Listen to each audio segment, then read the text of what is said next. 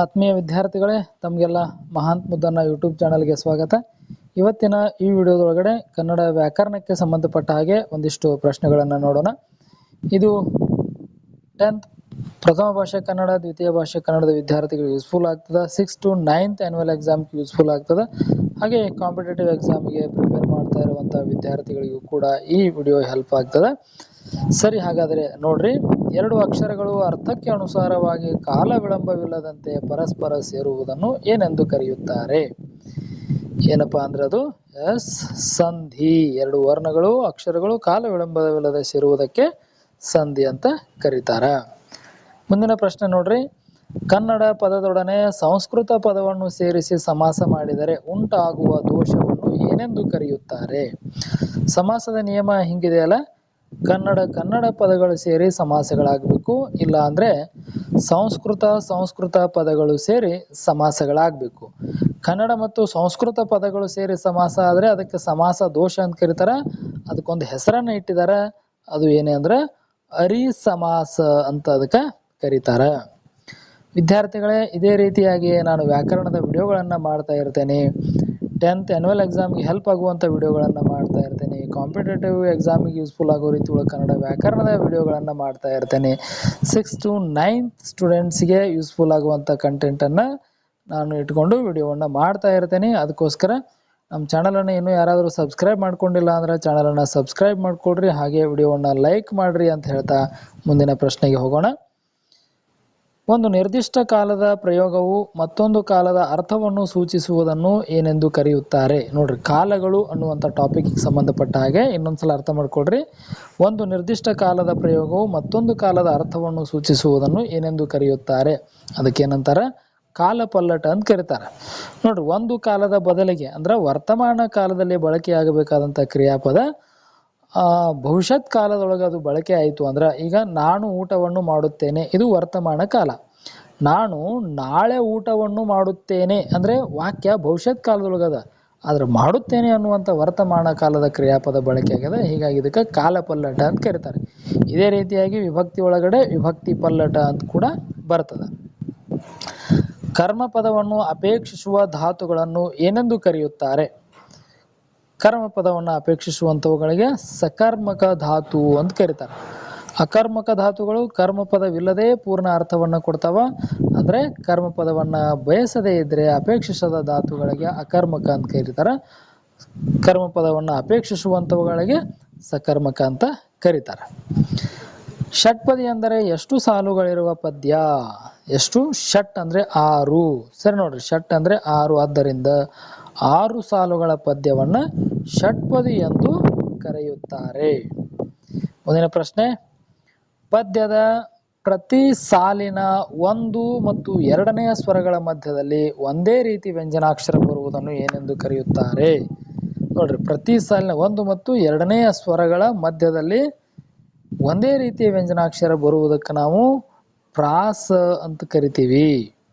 ಸರಿನಾ? ಮಾತ್ರೆ ಅಂದ್ರೆ ಅಕ್ಷರಗಳನ್ನ ಉಚ್ಚರಿಸಲಿಕ್ಕೆ ತೆಗೆದುಕೊಳ್ಳುವ ಕಾಲದ ಅಳತೆ. ಗಣ ಅಂದ್ರೆ ಅಕ್ಷರಗಳ ಗುಂಪನ್ನು ಮಾಡುವುದಾಗ್ಯದ ಅಥವಾ ಮಾತ್ರೆಗಳ ಗುಂಪನ್ನು ಮಾಡುವುದಾಗ್ಯದ. ಯತಿ ಎಂದರೆ ಪದ್ಯ ಓದುವಾಗ ನಿಲ್ಲಿಸುವ ತಂಗುದಾಣ ಅಥವಾ ವಿರಾಮ. ಭಾಮಿನಿ ಷಟ್ಪದಿಯಲ್ಲಿ ಪ್ರತಿ ಪದ್ಯದ ಯಾವ ಸಾಲುಗಳು ಮಾತ್ರೆ ಮತ್ತು ಗಣಗಳ ಲೆಕ್ಕಾಚಾರದಲ್ಲಿ ಸಮವಾಗಿರುತ್ತವೆ? ಉತ್ತರ 1, 2, 4 ಮತ್ತು 5ನೇ ಸಾಲುಗಳು ಸಮವಾಗಿರ್ತವೆ. ಅದೇ ರೀತಿಯಾಗಿ 3 ಮತ್ತು 6ನೇ ಸಾಲುಗಳು ಸಮವಾಗಿರ್ತಾವೆ. 3 ಮತ್ತು 6ನೇ ಸಾಲು ಸಮ ಇರ್ತವೆ. ಅಂದ್ರೆ 3 ಮತ್ತು 6ನೇ ಸಾಲಿನಲ್ಲಿ ಪ್ರತಿ ಸಾಲಿನಲ್ಲಿ 23 ಮಾತ್ರೆಗಳು, ಅಲ್ಲಿ 23 ಅಲ್ಲಿ 23 ಇರ್ತದೆ. ಆಸ್ ಇಟ್ ಈಸ್ ಹೆಂಗಿರ್ತದೆ ಹಂಗಿರುತ್ತೆ. ಹಾಗೆ 1 ಮತ್ತು 1, 2, 4, 5ನೇ ಸಾಲುಗಳು ಸಮವಾಗಿ ಇರ್ತಾವ. ಪ್ರತಿ ಸಾಲಿನಲ್ಲಿ ಇಲ್ಲಿ ಎಷ್ಟು ಬರ್ತಾವಪ್ಪ ಮಾತ್ರೆಗಳು? 14 ಮಾತ್ರೆಗಳು ಬರುತ್ತವೆ. ಸರಿನಾ? Okay, next. ಮಾತ್ರೆಗಳನ್ನು ಲೆಕ್ಕ ಹಾಕದೆ ಕೇವಲ 3 ಅಕ್ಷರಗಳಿಗೆ ಒಂದು ಗಣದಂತೆ ವಿಂಗಡಿಸುವುದನ್ನು ಏನೆಂದು ಕರೆಯುತ್ತಾರೆ? ಇಲ್ಲಿ ಮಾತ್ರೆಗಳ ಲೆಕ್ಕಾಚಾರ ಇರಲಾರದೆ ಪ್ರತಿ 3 ಅಕ್ಷರಗಳನ್ನು ಒಂದೊಂದು ಗಣಗಳನ್ನಾಗಿ ಮಾಡುವುದಕ್ಕೆ ಅಕ್ಷರ ಗಣ ಅಂತ ಕರೀತಾರೆ. ನೋಡ್ರಿ, ಅಂಶಗಣ ಅಂದ್ರೆ ಬೇರೆ, ಮಾತ್ರಾಗಣ ಅಂದ್ರೆ ಮಾತ್ರೆಗಳ ಲೆಕ್ಕಾಚಾರದಲ್ಲಿ ಹಾಕುವಂಥದ್ದು. ಸರಿನಾ? ಈ ಗಣಗಳಿಗೆ ಸಂಬಂಧಪಟ್ಟ ಹಾಗೆ ನಾನು ಛಂದಸ್ಸು ಅನ್ನುವಂಥ ಮಹಾಂತ ಮುದ್ದನ ಯೂಟ್ಯೂಬ್ ಚಾನಲ್ನ ಪ್ಲೇಲಿಸ್ಟ್ನಲ್ಲಿ ಛಂದಸ್ಸು ಅನ್ನುವಂಥ ಒಂದು ಫೋಲ್ಡರ್ ಇದೆ. ಆ ಪ್ಲೇಲಿಸ್ಟ್ನಲ್ಲಿ ಛಂದಸ್ಸಿಗೆ ಸಂಬಂಧಪಟ್ಟಂಥ ವಿಡಿಯೋಗಳನ್ನು ನೀವು ಫ್ರೀ ಇದ್ದಾಗ ನೋಡ್ಬೋದು. ನೆಕ್ಸ್ಟ್, ದ್ವಿತೀಯ ವಿಭಕ್ತಿಯ ಅರ್ಥದಲ್ಲಿ ಚತುರ್ಥಿ ವಿಭಕ್ತಿಯು ಬಳಕೆಯಾದಾಗ ಈ ಕೆಳಗಿನ ಯಾವ ಉದಾಹರಣೆ ಸರಿಯಾಗಿದೆ? ಅಂದ್ರೆ ದ್ವಿತೀಯ ವಿಭಕ್ತಿಯನ್ನು ಬಳಸಬೇಕಾಗಿತ್ತು, ಆದರೆ ದ್ವಿತೀಯ ವಿಭಕ್ತಿಯ ಅರ್ಥವನ್ನೇ ಕೊಡುವಂಥದ್ದು. ಅದರಲ್ಲಿ ಬಳಕೆಯಾಗಿರುವ ವಿಭಕ್ತಿ ಚತುರ್ಥಿ ವಿಭಕ್ತಿ. ಇದಕ್ಕೆ ವಿಭಕ್ತಿ ಪಲ್ಲಟ ಅಂತ ಕರೀತಾರೆ. ಅಲ್ಲಿ ಕಾಲ ಪಲ್ಲಟ ಅಂತಿತ್ತಲ್ಲ ಹಿಂದೆ, ಆ ರೀತಿಯಾಗಿ ಇದಕ್ಕೆ ವಿಭಕ್ತಿ ಪಲ್ಲಟ ಅಂತಾರೆ. ಹಾಗಾದ್ರೆ ಸರಿಯಾದ ವಾಕ್ಯ ಯಾವುದು ಅಂದ್ರೆ ದ್ವಿತೀಯದ ಬದಲಿಗೆ ಚತುರ್ಥಿಯನ್ನ ಬಳಕೆ ಮಾಡಿರುವಂಥದ್ದು. ಬೆಟ್ಟಕ್ಕೆ ಹತ್ತಿದನು, ಅದು ಬೆಟ್ಟವನ್ನು ಹತ್ತಿದನು ಅಂತ ಆಗಬೇಕಾಗಿತ್ತು, ಆದರೆ ಅದರ ಬದಲಿ ಚತುರ್ಥಿ ಬಳಕೆಯಾಗಿ ಬೆಟ್ಟಕ್ಕೆ ಹತ್ತಿದನು ಎನ್ನಲಾಗಿದೆ. ಮುಂದಿನ ಪ್ರಶ್ನೆ, ಸಮಾಸ ಕ್ರಿಯೆಯಲ್ಲಿ ಪೂರ್ವ ಪದ ಮತ್ತು ಉತ್ತರ ಪದಗಳೆರಡೂ ಕನ್ನಡ ಪದಗಳಾಗಿದ್ದರೆ ಅಥವಾ ಒಂದು ಕನ್ನಡ ಮತ್ತೊಂದು ಸಂಸ್ಕೃತ ತದ್ಭವವಾಗಿದ್ದರೆ ಏನನ್ನುತ್ತಾರೆ? ಹೌದಾ? ನಾನು ಈಗಾಗಲೇ ಇದಕ್ಕೆ ಉತ್ತರವನ್ನು ಕೊಟ್ಟಿದ್ದೇನೆ. ಎರಡು ಕನ್ನಡ ಪದಗಳಾಗಿದ್ದರೆ ಅಥವಾ ಒಂದು ಕನ್ನಡ ಇನ್ನೊಂದು ಸಂಸ್ಕೃತದ ತದ್ಭವ. ತದ್ಭವ ಅಂದ್ರೆ ಅದು ಸಂಸ್ಕೃತ ಅಲ್ಲ, ಸಂಸ್ಕೃತದ ಪದಕ್ಕೆ ಸರಿಸಮನಾಗಿ ಬಳಕೆಯಾಗಿರುವಂಥ ಒಂದು ಪದವೇ ತದ್ಭವ. ಉತ್ತರ ಕನ್ನಡ ಸಮಾಸ. ಮೇಲೆ ಸಂಸ್ಕೃತ ಸಮಾಸ ಕೊಟ್ಟಾರ ನೋಡ್ರಿ. ಸಂಸ್ಕೃತ ಸಮಾಸದಲ್ಲಿ ಎರಡೂ ಪದಗಳು ಸಂಸ್ಕೃತ ಪದಗಳೇ ಆಗಿರ್ತಾವ.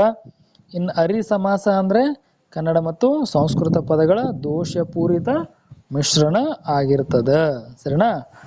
ಓಕೆ, ಮುಂದೆ ನೋಡ್ರಿ. ಸಂಧಿ ಆಗುವಾಗ ಒಂದು ಅಕ್ಷರವು ಬಿಟ್ಟು ಹೋಗುವುದನ್ನು ಯಾವ ಸಂಧಿ ಎನ್ನಲಾಗುತ್ತದೆ? ಅದು ಲೋಪಸಂಧಿ.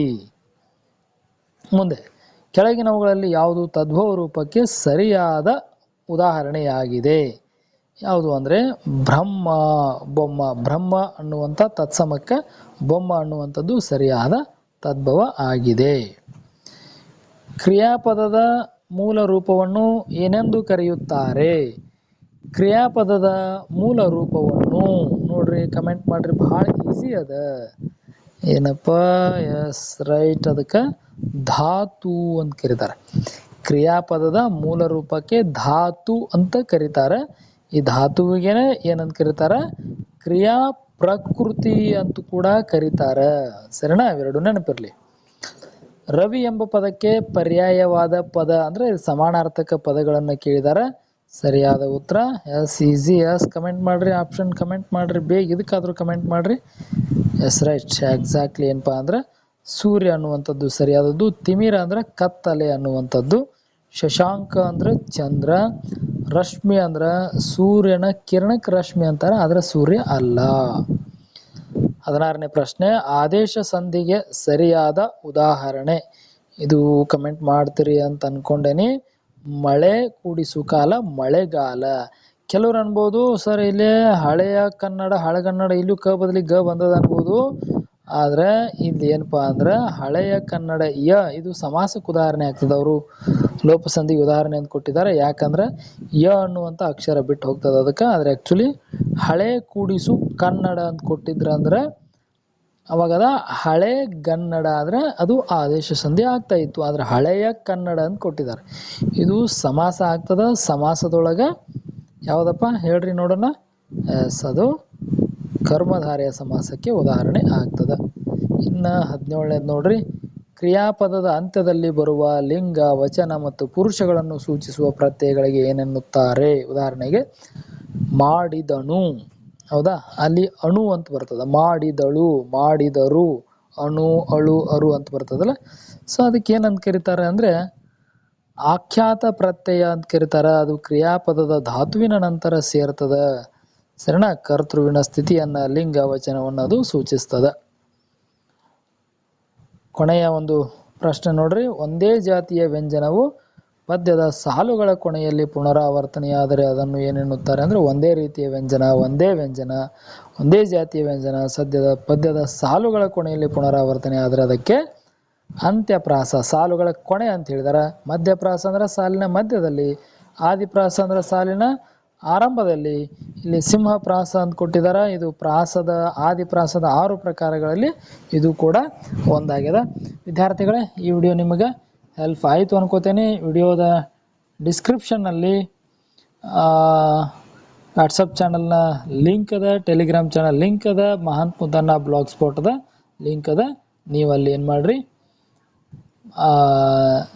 ಜಾಯ್ನ್ ಆಗ್ರಿ. ನಾನಲ್ಲಿ ನಿಮಗೆ ನೋಟ್ಸು ಆಗಲಿ ಮತ್ತು ಕಂಟಿನ್ಯೂಸ್ ವಿಡಿಯೋಗಳ ಲಿಂಕ್ಗಳನ್ನು ಕೂಡ ನಿಮಗಲ್ಲಿ ಶೇರ್ ಮಾಡ್ತಿರ್ತೇನೆ ಅಂತ ಹೇಳ್ತಾ ಇವತ್ತಿಗೆ ಇಲ್ಲಿಗೆ ವಿಡಿಯೋವನ್ನು ಮುಗಿಸೋಣ.